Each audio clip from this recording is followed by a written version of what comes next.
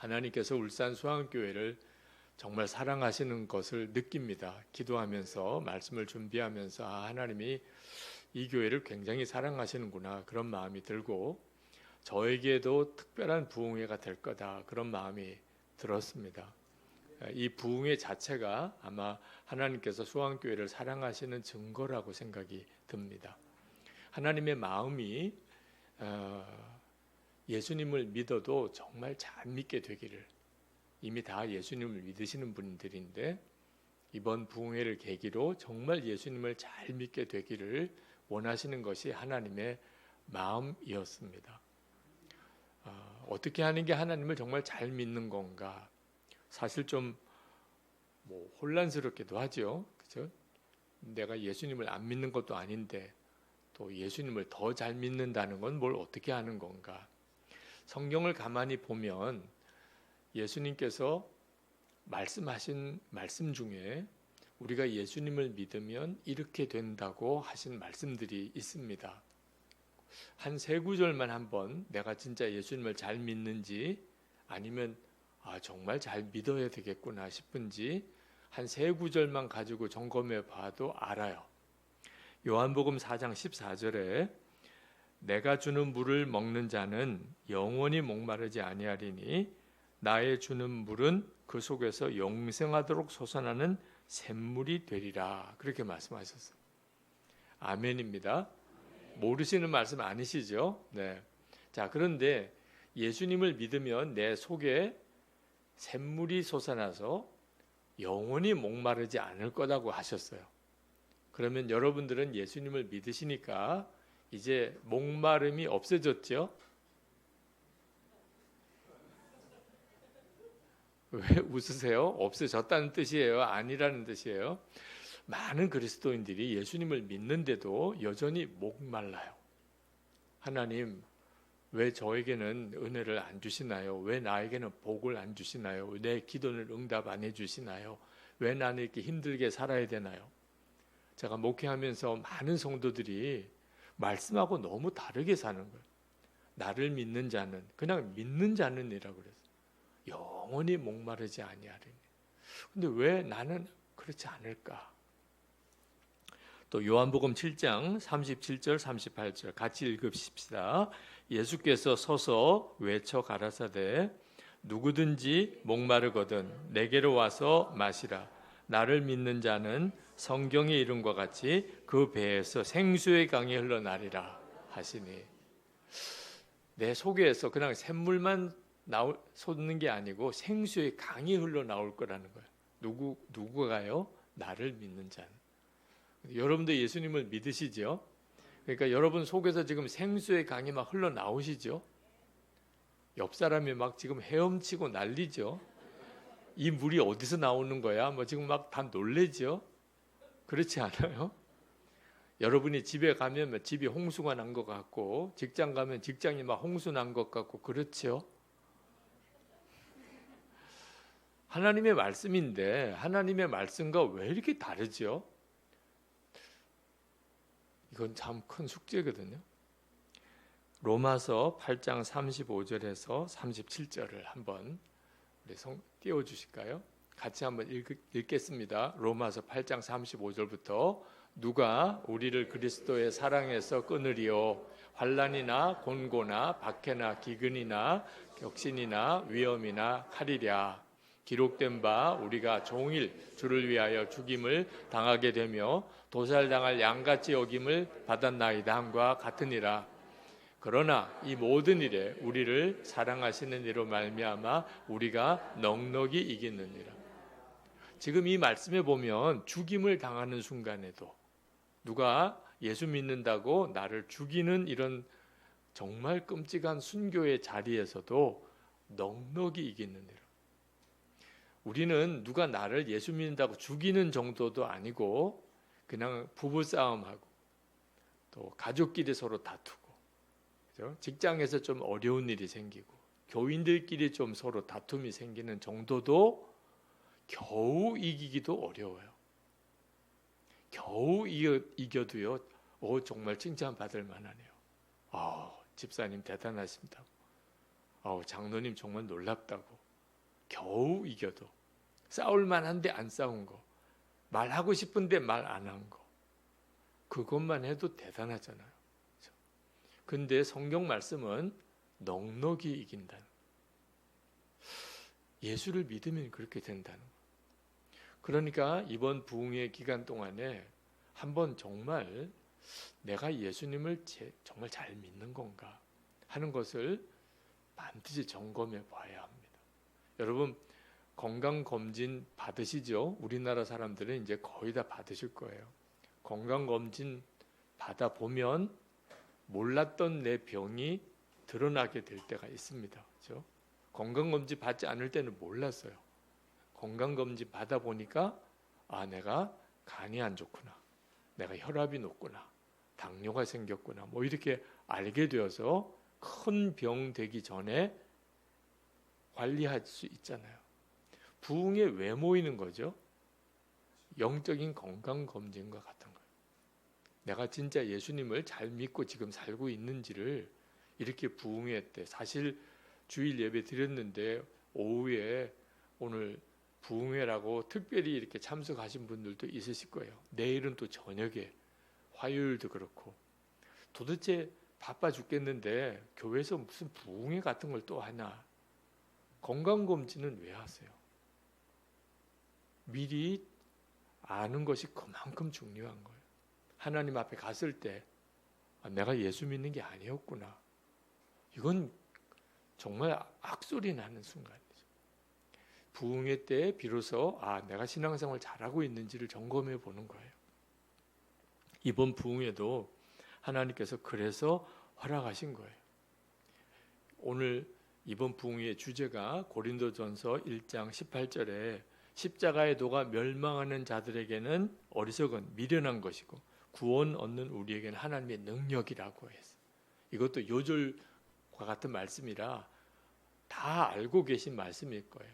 자, 그런데 진짜 십자가의 도가 하나님의 능력이 되고 있나? 이건 점검해 봐야 돼요. 성경 말씀 안다고 구원받는 거 아니에요. 성경 말씀대로 실제로 되어져야 구원받는 거죠. 십자가의 도라는 것은 뭐 간단해요. 예수님의 십자가에서 우리 위에 피 흘려 죽으시고 우리의 모든 죄를 사하시고 우리를 하나님 자녀 삼으시고 천국 백성 되게 하셨다는, 그게 십자가의 도지요. 다 잘 아시는 말씀이에요. 근데 이 십자가의 도가 하나님의 능력이 됐나? 세상 사람들은 다 미련하게 들려요. 야, 그런 걸 다 믿어? 세상 사람들은, 안 믿는 사람들은 그렇게 그냥 치부하고 넘어가지만 예수 믿는 우리에게는 하나님의 능력이래요. 그게 하나님의 능력으로 여러분에게 경험되고 있나요? 아까 성경 구절만 이렇게 한번 읽어봤잖아요. 내 속에 목마르지 않는 샘물이 되었나, 생수의 강이 흘러 넘치나, 어떤 시험을 만나도 넉넉히 이기는가. 그렇지 못하다면 나는 지금 십자가의 도가 하나님의 능력으로 경험되고 있는 게 아닌 거예요.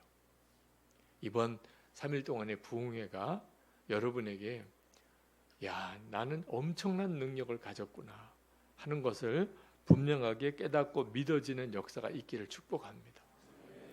오늘은 이 십자가의 도가 하나님의 능력인 첫 번째에 대하여 말씀을 드리려고 해요. 도대체 무슨 능력이길래 하나님의 능력이라고 했나? 십자가의 도는 내가 얼마만한 죄인인가를 깨닫게 해주는 능력이에요. 다시 말하면 예수님의 십자가를 바라보면 내가 얼마만한 죄인인가가 깨달아져요. 이게 엄청난 능력이에요. 자, 우리가 얼마만한 죄인이길래 예수님이 십자가에 죽으셔야 되는 거죠. 그러니까 예수님은 나를 대신해 죽으셨어요. 내가 죽어야 될 십자가에 예수님이 죽으신 거예요. 그러면 예수님이 죽으실 만큼 내가 죄인이라는 거잖아요. 이게 깨달아지는 것이 십자가의 능력이에요. 근데 예수 믿는 성도들은 다 머리로는 그렇게 인정을 해요. 우리 아까 우리 특송하실 때 벌레만도 못한 이 죄인이라고 그렇게 고백을 했잖아요. 다 그렇게 고백을 하세요. 아까 찬양을 부르실 때 정말 은혜가 되더라고요. 그게 성도들의 고백이에요. 벌레만도 못한 이 죄인, 나도 구원받을 수 있나요? 나도 용서받을 수 있나요? 이런 놀라운 변화가 일어나는 것이 가장 큰 능력인데, 어떤 분들은 그게 뭐 큰 능력이야 이렇게 생각이 드실 수도 있어요. 세상 사람들은 더 그럴 거예요. 야, 뭐 능력 그러길래 뭔 능력인가 봤더니 자기가 죄인인 게 깨달아진 게 능력이라고. 세상 사람들은 그럴 수 있어요. 근데 이건 엄청난 능력이에요. 실제로 자기가 얼마만한 죄인인지를 제대로 깨달은 성도를 찾기 어려워요.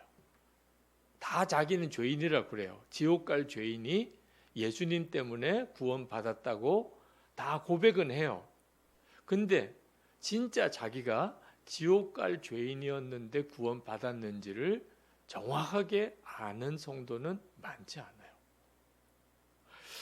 권사님 한 분이 손주를 이제 맡아서 기르셨는데, 근데 이 손주가 이제 한 4, 5살쯤 되다 보니까 말을 곧잘 해요. 그래서 늘 이제 밥 먹을 때 권사님이 기도를 늘 해줬는데, 어느 날 손주 보고 오늘은 너가 기도해라 그래. 그랬더니 얘가 기도하겠다는 거예요. 그러면서 기도를 하는데 뭐라고 기도하냐면, 할머니를 죄 많은 우리 할머니 용서해 주시고 이러는 거예요. 그러니까 손주가 그렇게 기도하니까 권사님이 엄청 기분이 나쁜 거예요. 아니, 그 손주가 5살 된 손주가 할머니를 죄 많은 우리 할머니라고 그렇게 부르는 이유가 뭐예요? 권사님이 늘 그렇게 기도를 했다는 거예요. 권사님이 늘 하나님이 죄 많은 이 종을 용서해 달라고, 저는 너무 죄가 많은데 하나님 저를 용서해 달라고 그렇게 기도하는 걸 어려서부터 들은 거예요. 그래서 이 아이가 우리 할머니는 죄가 많구나. 그래서 하나님께 기도를 우리 할머니 위해서 죄 많은 우리 할머니 용서해 주시고. 자, 자기가 죄가 많다고 고백하는 건 괜찮아요. 근데 남이 말하면 엄청 기분이 나빠져요. 그러면 자기가 죄인인 걸 진짜 깨달은 거예요? 못 깨달은 거예요? 못 깨달은 거예요, 사실. 말은 그렇게 해요. 벌레만도 못한 죄인이다. 지옥 갈 만한 죄인이었다. 예수님이 내 죄 때문에 죽으셨다. 이거 정말 십자가의 도를 정말 잘 알고 믿는 것 같은데 왜 교회 안에 그렇게 시험과 다툼이 많은 거죠? 제가 목회해 보니까 왜 그렇게 교인들이 서로 마음이 안 맞고 시험이 들고 교회가 어려운가? 누가 내 말 하는 게 싫은 거예요. 누가 내 말 했다 그러면 확 사람이 그냥 성질이 일어나요. 그걸 못 견뎌 하는 거예요. 여러분들은 어떠세요? 누가 여러분 안 좋은 이야기를 한 걸 알게 됐어요. 그러면 여러분 마음이 어때요? 당연한 걸 뭐, 나는 그보다 더한데 그거밖에 모르네. 그러세요? 누가 그런 말을, 아니 이 사람은 자기가 죄인인 거 깨달은 거예요? 못 깨달은 거예요? 못 깨달은 거라니까요. 그러니까 교회 안에 실제로 십자가의 도로 자기가 얼마만한 죄인인가를 깨달은 사람이 너무너무 드물어요. 그러니까 예수를 믿어도 아직 진짜 믿은 게 아닌 거예요. 그러니까 교회로 모였는데 교회답지 못하는 일이 벌어진 거예요. 예수를 믿는 가정인데 부부싸움이 그렇게 잦은 거예요. 지옥 갈 죄인인 걸 깨달은 사람이 뭘 싸워요. 어느 남편이 결혼 30주년에 이제 정신 차리고 아내한테 뭐 선물 하나 해주고 싶었어요. 그동안에는 생일도 못 챙겨줬어요. 근데 결혼 30주년이다. 그제서야 아내에게 뭐 선물 하나 좀 해주고 싶어서. 근데 생각해 보니까 그냥 선물 사가지고 주면 틀림없이 아내가 아마 싫어할 것 같아요. 자기는 아내가 뭘 좋아하는지도 잘 모르고. 그래서 그냥 아내가 원하는 걸 사줘야 되겠다. 그런 생각이 들었어요. 그래서 이제 깜짝 선물을 주는 건 포기하고, 여보 이번에 우리 결혼 30주년이 됐는데 그런데 당신 생일 선물로 내가 정말 좋은 거 하나 사주고 싶어. 그러니 갖고 싶은 거 이야기해. 그런데 아내가 정색을 하면서 내 30주년 이제 결혼 생일 선물 해주겠다면 아무것도 안 사줘도 된다. 나한테 2시간만 달라는 거예요. 남편이 너무 의외예요. 뭐 반지를 사달라, 목걸이를 사달라, 뭐 그럴까 생각했는데 2시간만 달라는 거예요. 아니 2시간이야 얼마든지 주지. 선물을 얘가 해주고 싶다고. 정말 안 해줘도 돼. 2시간만 줄 수 있다면 아무것도 원하지 않는. 그래서 남편이 좀 어이가 없긴 했지만 뭐 못할 것도 없는 일이라 그래서 2시간 주겠다고 그랬어요. 그랬더니 아내가 그러면 당신 여기 의자에 좀 앉으라는 거예요. 그래서 남편이 좀 이상한 느낌이 들지만 앉았어요. 그랬더니 아내가 내가 당신에게 이제부터 2시간 동안 내가 하고 싶은 말을 하겠다는 거예요. 당신은 2시간 동안 듣기만 하면 된대. 근데 듣다가 너무 힘들면 맞아, 오라, 그렇지 이렇게만 하면 된다는 거예요. 그러니까 남편이 약간 좀 부담스러운 느낌이 들긴 하지만 결혼 30주년 이제 생일 선물이라는 그 뭐 못한다고 할 수도 없고 그게 돈 들어가는 것도 아니고 그래 이야기해보라 그랬어. 그랬더니 아내가 두 사람이 처음 만났을 때부터 이야기를 쭉 하는 거예요. 우리가 언제 어디서 어떻게 만났잖아 뭐 이야기. 근데 말을 듣다 보니까 사실과 다른 부분이 나와요. 그래서 남편이 아니 그날 거기서 만난 게 아니고 아내가 여보 2시간만 당신은 오라 맞아 그렇지 요것만 해달라. 남편이 약속은 했고 이게 결혼 30주년 생일 선물이라는데 내가 그것도 못하고 내가 선물이라고 할 수 있나. 그래서 계속 듣는데 한 10분쯤 아내가 막 이야기를 하는데 속이 터지는 것 같더라고요. 아니 사실과 다른 이야기를 막 하는 것 같은 거예요. 그러니까 바로 잡아주고 싶은데 말은 못하겠고 그냥 일방적으로 듣기만 하니까 한 20분쯤 듣는데 막 화가 나는 거예요. 더 못하겠더래. 이걸 2시간을 어떻게 듣나. 근데 그때 무슨 마음이 딱 드냐면 어떻게 내가 이렇게 몰랐지? 아내가 어느 날은 밤에 잠을 못 잤다. 어느 날은 죽고 싶었다는 거예요. 자기는 전혀 몰랐어요. 그때 그랬었어? 그때 아내가 그렇게 힘들었어?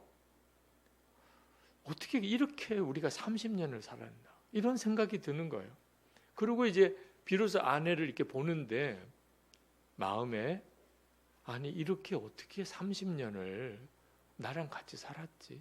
나는 또 어떻게 이렇게 아내의 마음도 몰랐지? 한 30분쯤 지나고 그때부터 이게 남편 마음이 너무 울컥한 거예요. 아내가 이런 이야기 저런 이야기 하는데 자기는 정말 전혀 몰랐었어요. 아내가 그런 마음일 거라는. 한 2시간 동안 정말 아내가 정신없이 이야기하는 거예요. 2시간 동안. 2시간 이야기가 끝나고 남편이 아내 앞에 무릎을 붙잡고 정말 잘못했다고. 내가 당신에게 너무 그동안에 잘못했다고. 그렇게 울면서 고백을 했다는 거예요. 여러분이 남편이 아내랑 30년을 같이 살면서 자기가 어떤 죄를 짓고 살았는지 잘못을 했는지 전혀 몰랐다는 거예요. 근데 꼭 우리가 하나님 앞에서 그런 거예요. 내가 어떤 죄를 짓고 살았는지를 자기가 몰라요. 그냥 우리는 그냥 내가 죄인이지요. 뭐 아유 지옥 갈 만한 죄인이지요. 어떤 죄를 지었는데 그러면 몰라요. 여러분 부부 사이에 남편은 아내한테 무슨 죄를 지었는지 알까요? 다. 아내는 남편에게 무슨 죄를 지었는지 알까요? 몰라요. 부모가 자녀에게 무슨 죄를 지었는지 부모는 알까요? 아이들 수련회 가서 은혜 받고 간증할 때 보면 엄마 용서하겠다. 이제 아버지 용서하겠다. 부모들이 기절하는 줄 알아요. 아니, 자기들이 뭘 나를 용서해. 내가 너희들을 용서하지.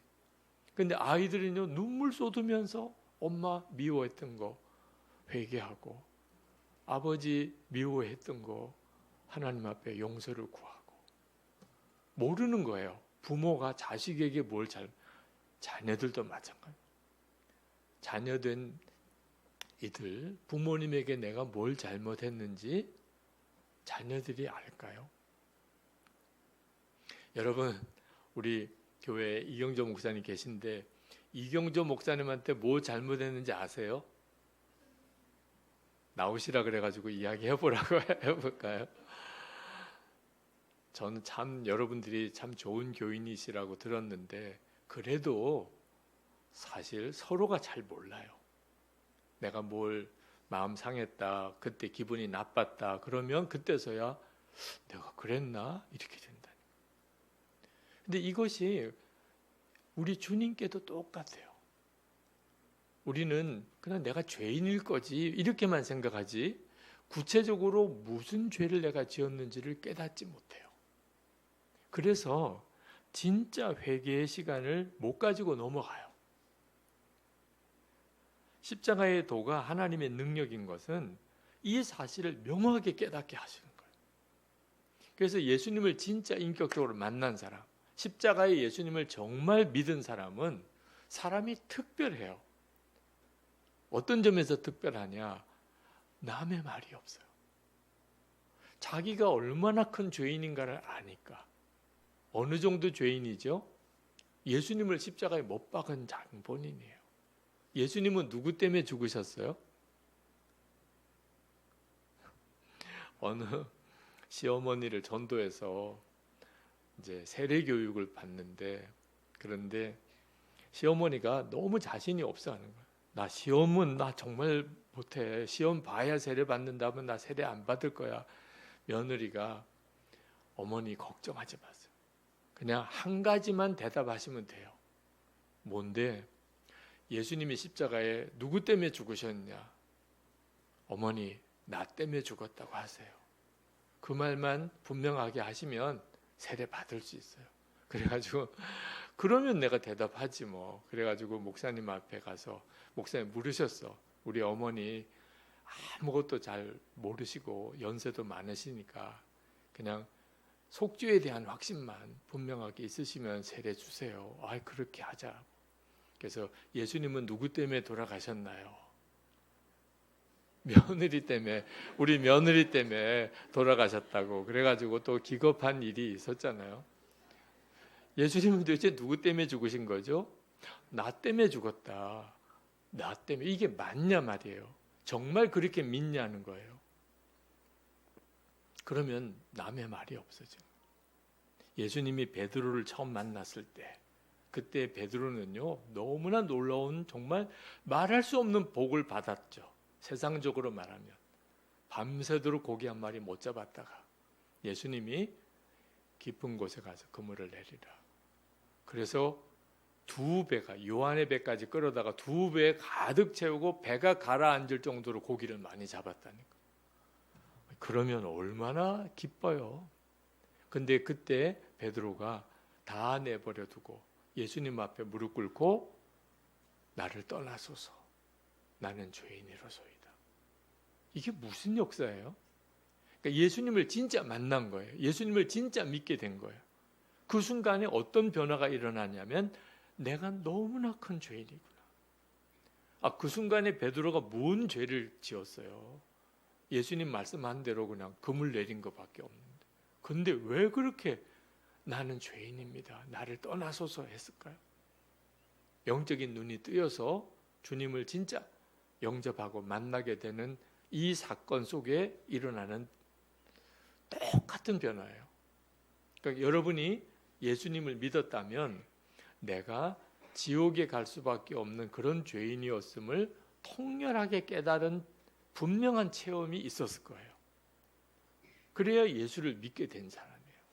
근데 언제 그랬는지를 말씀하실 수 있나요? 그렇습니다. 목사님, 제가 예수님을 믿게 될 때 내가 엄청난 죄인이구나 하는 사실을 깨달은 날이 있었습니다. 이 날이 분명해야 돼요. 가늠하다가 돌에 맞아 죽을 여인이 있었죠. 그때 예수님께서 그 돌 던지려는 유대인들에게 죄 없는 자가 먼저 돌로 치라. 그 말을 딱 듣고 난 다음에 사람들이 다 돌을 내려놓고 떠나버렸어요. 그러니까 가늠하다가 현장에서 붙잡힌 여자를 모세 율법에 의하면 돌로 쳐서 죽이게 돼 있는데 내가 돌 던질 자격이 없구나. 그래서 돌을 들었다가 다 내려놓고 떠났다니까요. 이게 예수님을 만났을 때 일어나는 일이에요. 우리가 서로 허물이 많아요. 저 사람도 문제가 많고 저 사람도 문제가 많고 다 그렇습니다. 그런데 예수님을 딱 만나고 나면 그 마음의 돌이 다 내려져요. 왜? 내가 더 제일 큰 죄인이니까. 여러분이 진짜 예수님을 믿은 사람, 예수님을 만난 사람인지 아닌지는 한 가지만 질문해 보면 딱 대답이 나와요. 여러분보다도 더 악질인 사람 보신 적 있으십니까? 지금 여러 사람 생각이 나는 사람. 목사님 한둘이 아니에요. 여러 사람 생각나고 집안에도 그렇고 뭐 친척 중에도 그렇고 뭐 교인 중에도 옛날에 만난 사람들 중에 그러면 죄송하게도 아직 예수님을 진짜 믿은 게 아니에요. 예수님을 믿고 나면 확 바뀌어요. 어떻게 바뀌냐? 나보다도 더 악질인 사람은 없구나. 그러니까 교회가 천국이 되는 거예요. 그런 사람들끼리 모였기 때문에 서로가 서로에 대해서 허물도 많고 지내보면 알잖아요. 지내보면 저 사람은 이게 조금 문제고 저 사람은 저게 조금 잘못이고 그래도 나보다는 나아요. 우리 옆에 있는 분에게 한번 이야기해 보실까요? 당신도 참 나쁜 사람이지만 나보다는 나아요. 네. 여러분 다 지내보셔서 알잖아요. 네, 이 사람도 문제가 있고 저 사람. 근데 문제는 내가 제일 나쁜 걸 뭐. 그러니 누구 탓을 해요. 누구 말을 해요. 이런 분위기가 교회인 거예요. 그래서 세상 사람들이 교회 와보고는 놀라는 거예요. 아니 세상에 어떻게 이런 분위기가 있을 수 있냐는. 뭐 어떤 모임에 가든지 늘 거기 가면 뭐 누가 잘했냐 못했냐 다툼이 생기게 마련인데 어떻게 교회에 오면 그렇게 서로 문제들이 많은 사람들인 것 같은데 다 나보다 낫다. 그분은 나보다 나아요. 그분은 나보다. 우리 교회에서 제일 문제가 많은 사람은 누구예요? 금방 지금 여러 사람 생각나는 분. 예수님을 만난 분은 그냥 더 생각할 것도 없어요. 내가 제일 문제지요. 그래서 사도 바울도 참 말이 안 되는 고백을 그가 순교하기 전에 내가 죄인의 괴수라. 이게 설명이 안 되는 말이잖아요. 어떻게 사도 바울이 죄인이 괴수가 될 수가 있어요. 근데 예수님, 십자가의 예수님을 실제로 날마다 동행하는 사람은 그렇게 돼요. 우리 주님 앞에 섰을 때 내가 예수님을 십자가에 못 박아 죽인 장본인인데 내가 죄인의 괴수지요. 당연히 그런 마음이 드는 거예요. 여러분 실제로 이렇게 내가 죄인인 것을 깨닫는 것이 참 묘하게도 이게 은혜예요. 이게 비참한 게 아니고 이게 은혜라는 거예요. 내가 죄인인 것을 깨달았다. 그 사람은 예수님을 만난 사람이에요. 여러분도 이제 교회 생활 해보셔서 알지만 그런 사람이 있잖아요. 예수님을 정말 만나고 자기가 가장 죄인이라고 고백하는 사람. 우리 수암교회에 그런 사람이 있지요. 기억나지요 지금. 네. 저는 모르지만 여러분들은 아시잖아요. 네. 여러분도 생각하고 있을 거예요. 다 나 생각할 거야. 그렇습니까? 다 내 생각할 거야.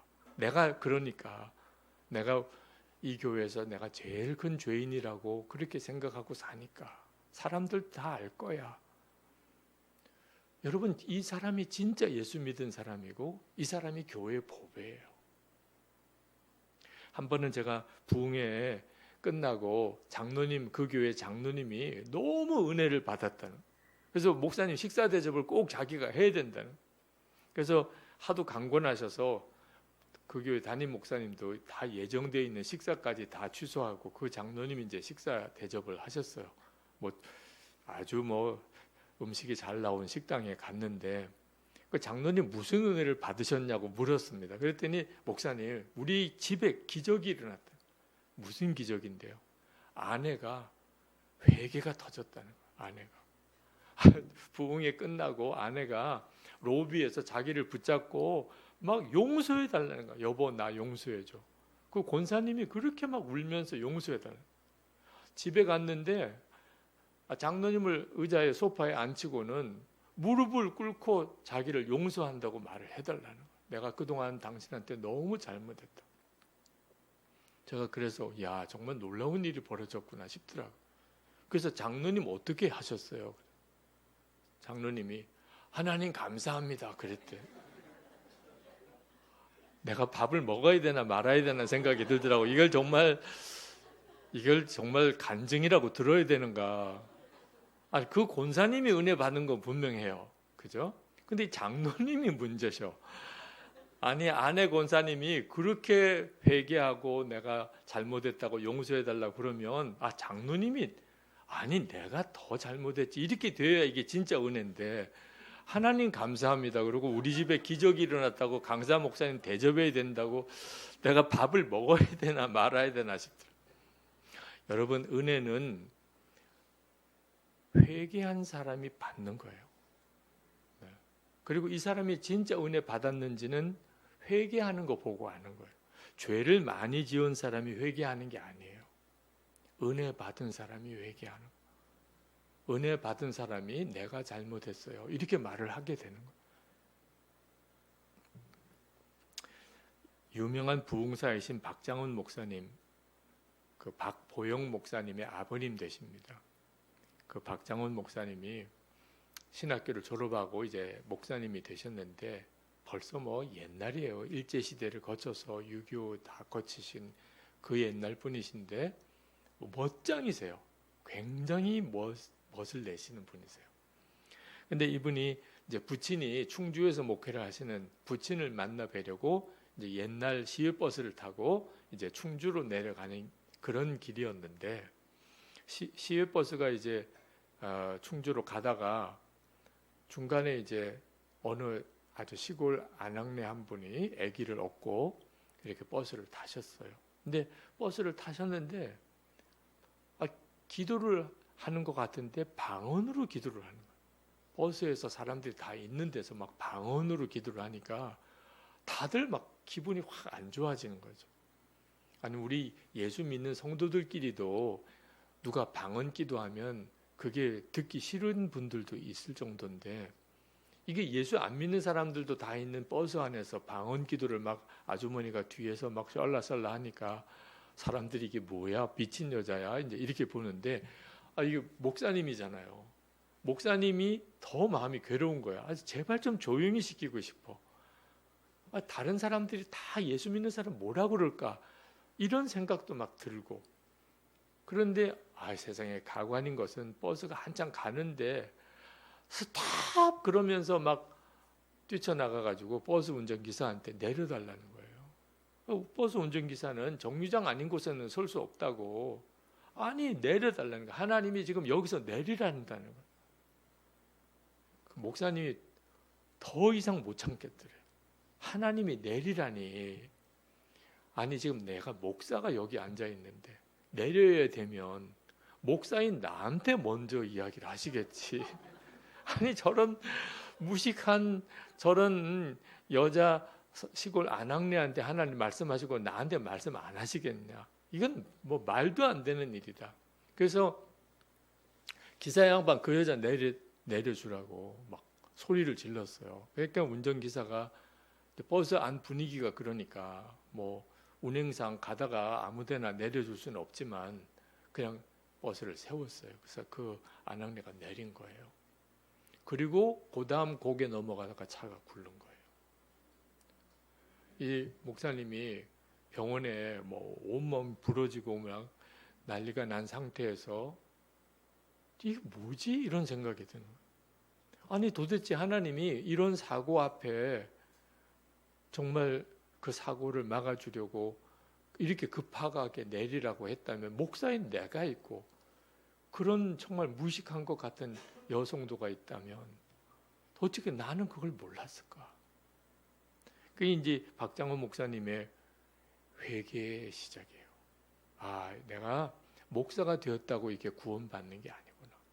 진짜 예수를 믿는 것은 그것으로 판단할 수 있는 게 문제가 아니구나. 그러면서 이제 정말 하나님 앞에 자기 자신을 정직하게 내어놓고 통렬하게 회개하면서 이제 은혜의 체험을 하게 되고 그리고 뭐 유명한 부흥사가 된 거예요. 지금 그 아드님이 또 그런 유명한 목사님으로 사역을 하고 계시죠. 예수님을 만난 진짜 예수님을 만난 성도 우리 안에 오셨으니까요.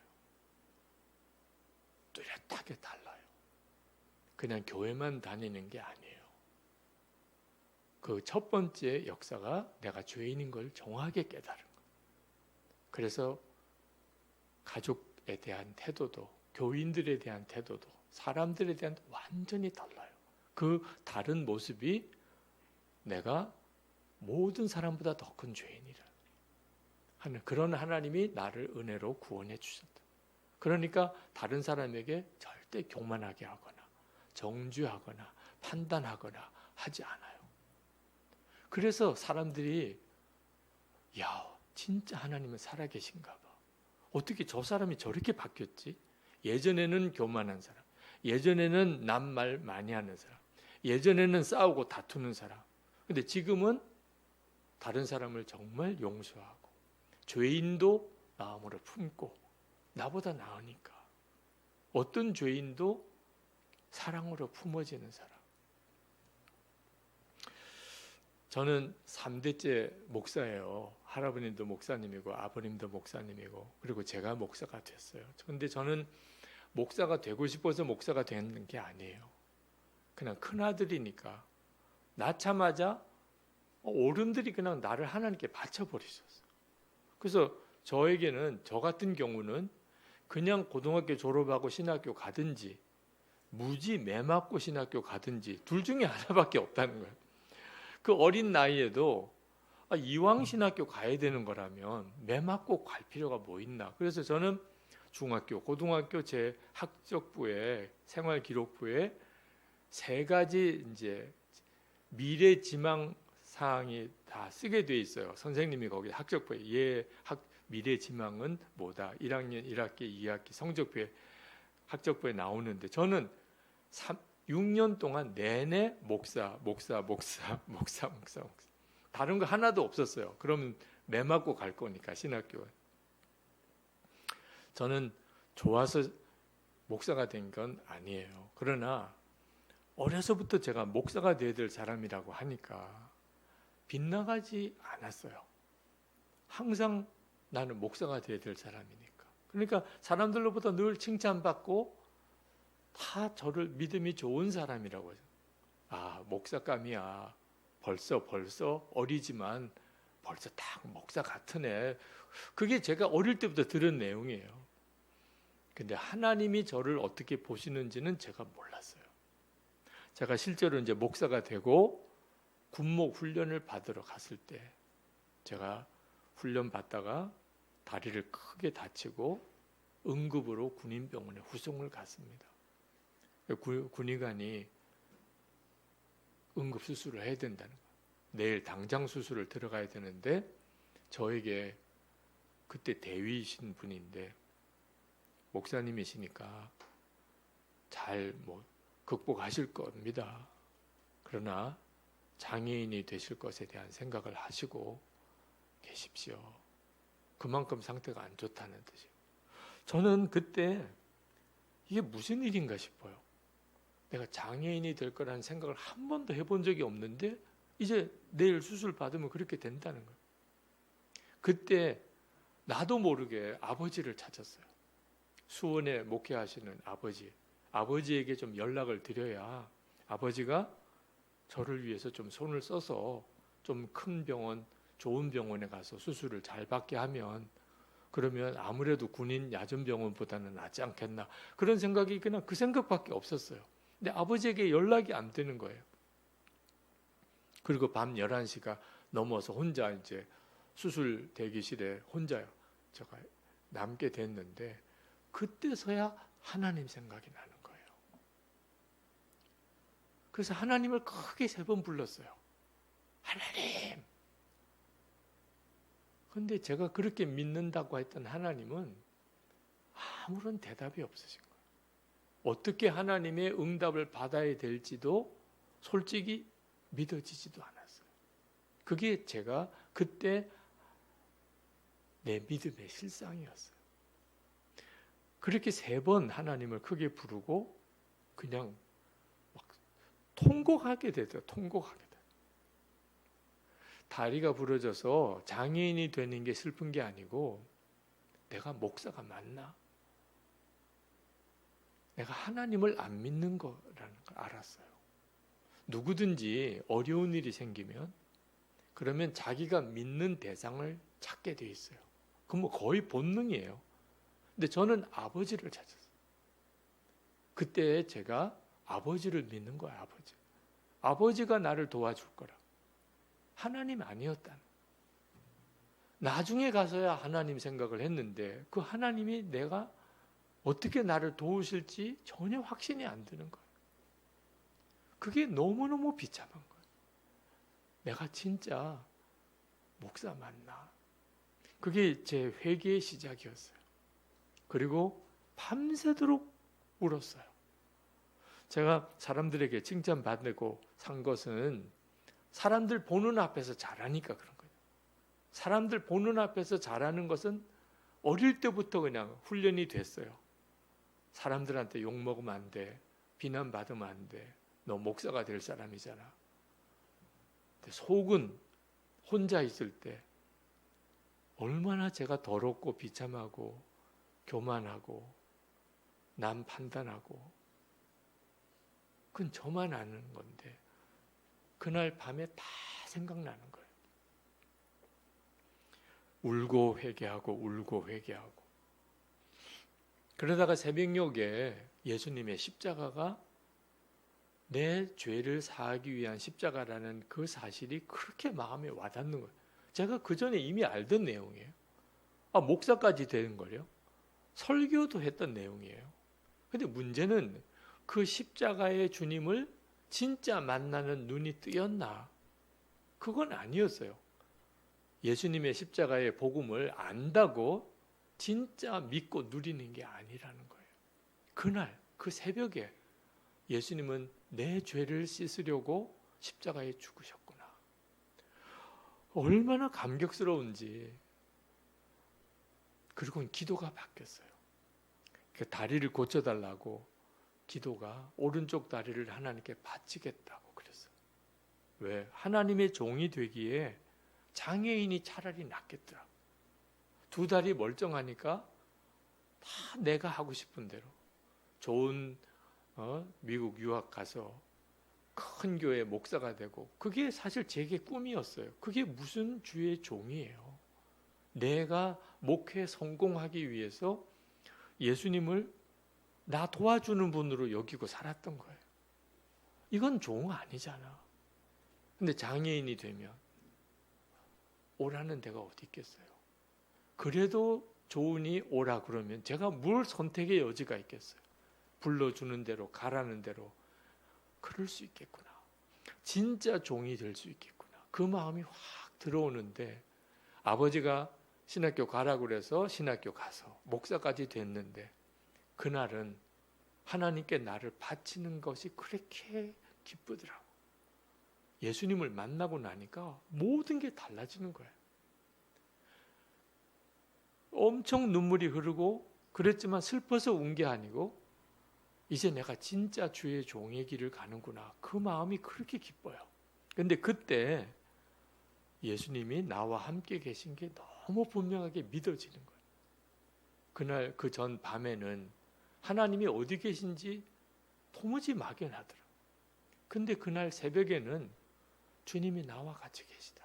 지금 내 고백을 받으시고 계시다. 그게 저의 회심이에요.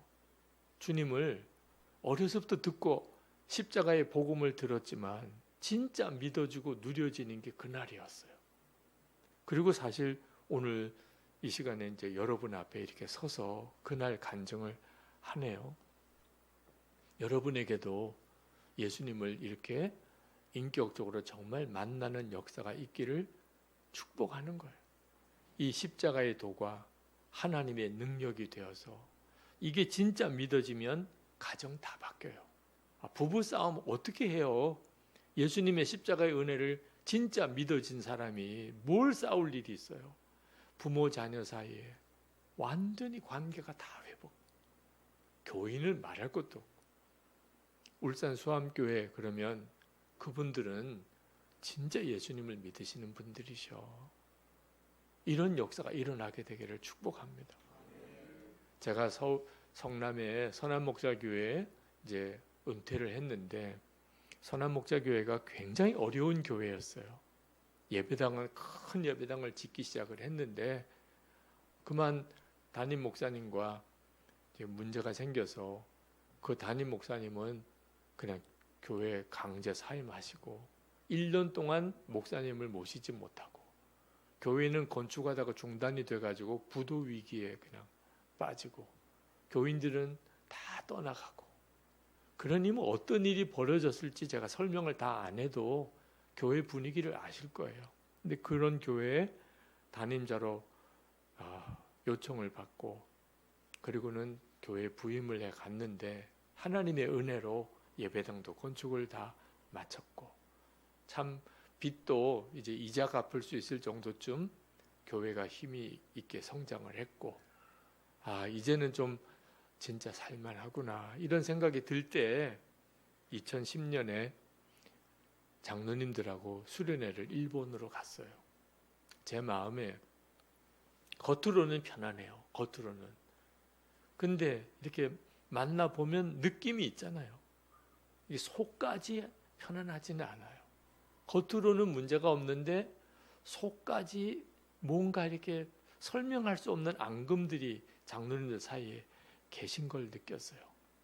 이걸 어떻게 해결하나.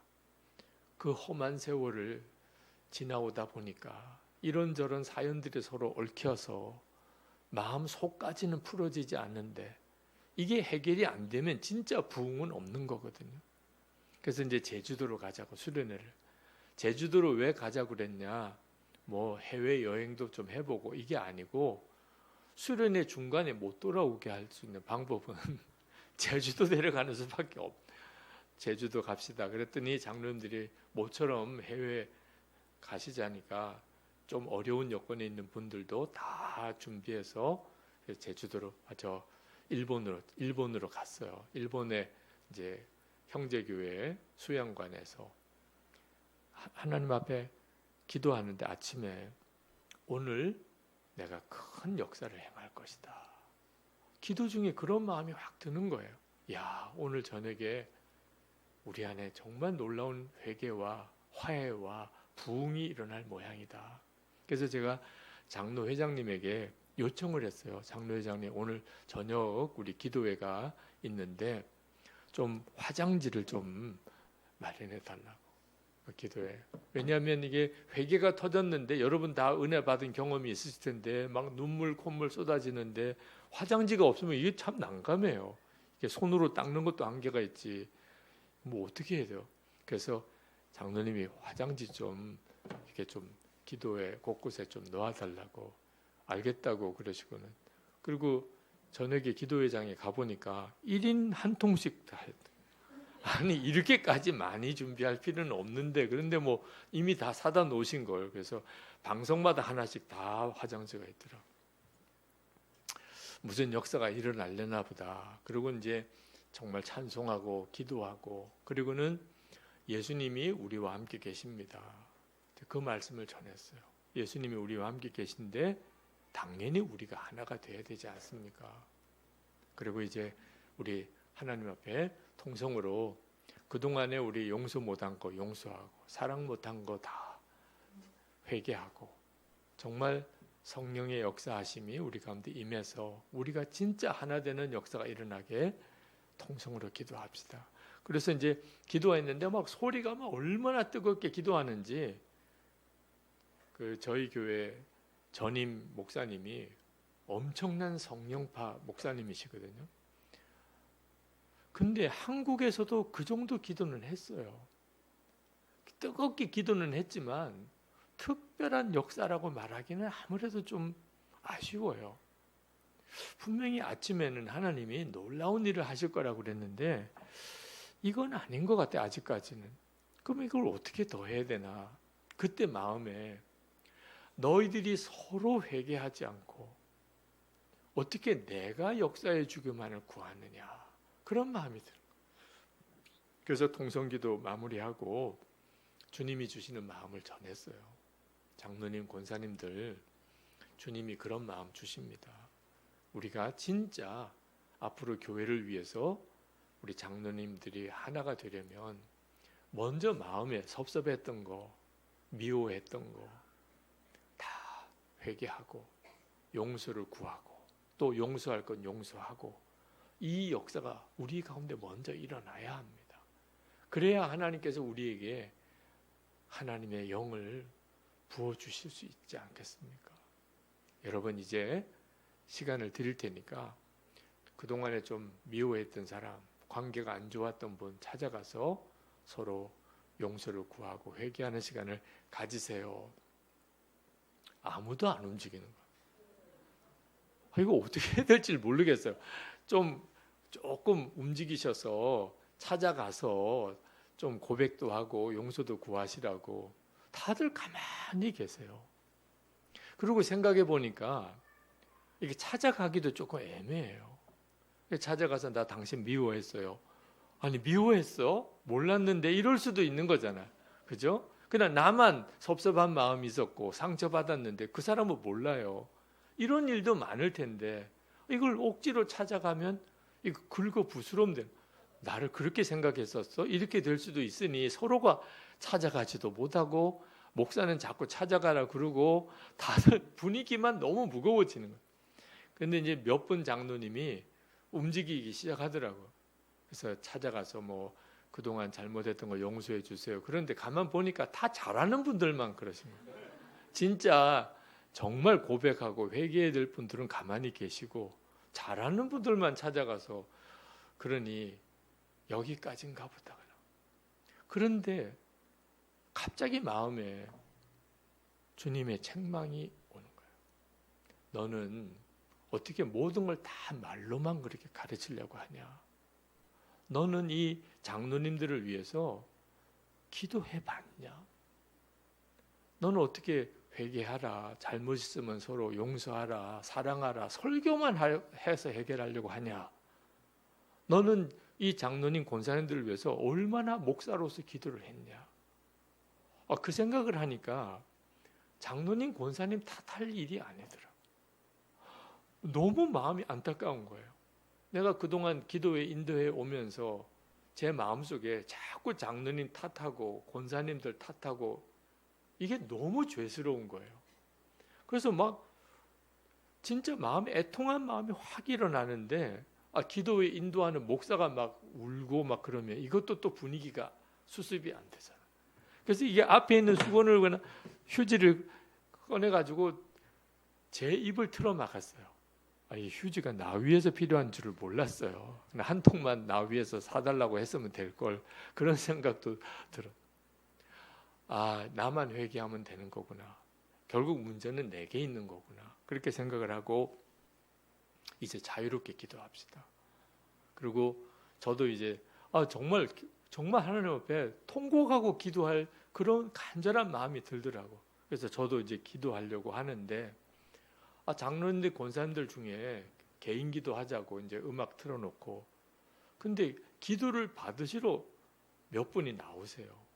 늘 이제 저희 교회에서 이제 기도회 끝나고 나면 집회가 끝나고 나면 그렇게 안수기도 받으시려고 하는 분들이 나오셔서 오늘도 좀 특별히 기도 받고 싶다 이런 생각이 있으신 분들이신가 봐요. 이렇게 기도는 해드리고 나도 기도해야 되겠다. 그래서 이제 저도 이제 강단 앞으로 나갔는데, 그래서 이제 오는 대로 기도를 해드리려고 하는데 바로 옆에 앉으신 장로님이 갑자기 제 손을 탁 붙잡더니 당신 머리에다가 얹어놓는 거예요. 그만큼 마음이 간절하다는 거죠. 나를 위해서 기도해. 그리고 그냥 기도해달라는 게 아니고 두 손으로 제 손을 꽉 잡고서 머릿속에 하나님이 역사하기 전에는 안 놓겠다는 뜻인 것 같아요.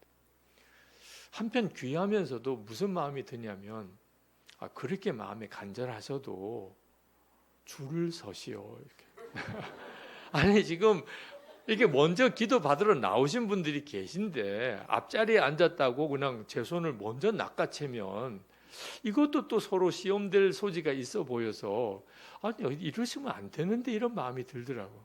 근데 어떻게 해요? 뭐 손은 붙잡혔고 당신 머리에 그냥 손을 얹고 기도해 달라고 그러시고, 근데 그때 마음에 이렇게 간절하고 갈망하시는 장로님들이신데 그동안 나 지금 뭐 하고 있었나?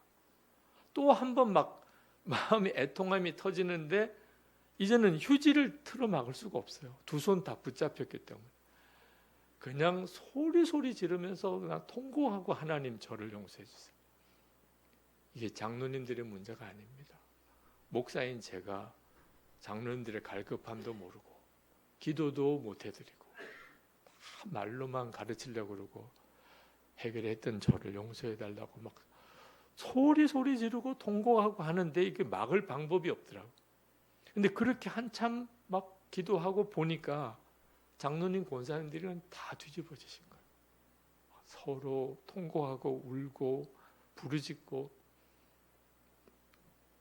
2010년 3월 1일 일본에 있는 그 수양관에서 선한목자교회 장로 권사님들 공동체에 일어났던 엄청난 기도 부흥이에요. 그 부흥 이후에 예수동의 일기도 쓰게 되고 선한목자교회의 지금의 선한목자교회가 된 거예요. 하나님께서 진짜 부흥을 주시기 위한 준비를 그때 갖추신 거죠. 마음까지 서로가 용서가 되고, 그리고 정말 뜨겁게 서로 사랑하게 되고, 예수님의 함께 하시니까 용서 못할 사람이 없어요. 사랑 못할 사람도 없고. 우리 울산 수암교회 안에 하나님이 지금도 함께 계시고 여러분들 안에도 동일한 은혜를 주시기를 원하시는 것을 정말 믿으시기 바랍니다.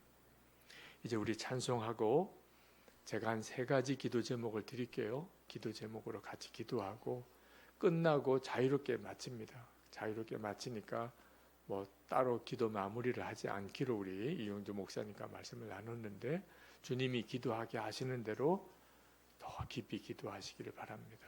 혹시 여러분 중에 베드로가 예수님을 만났을 때처럼 그 가늠한 여인이 예수님을 만났을 때처럼 나도 그렇게 주님을 정말 만나고 하나님의 능력으로 내 죄가 진짜 깨달아지고 정말 회개의 역사가 내 안에서부터 일어나기를 갈망하시는 분들이 있으시면 나중에 나와서 기도하시면 기도해 드리도록 그렇게 하겠습니다.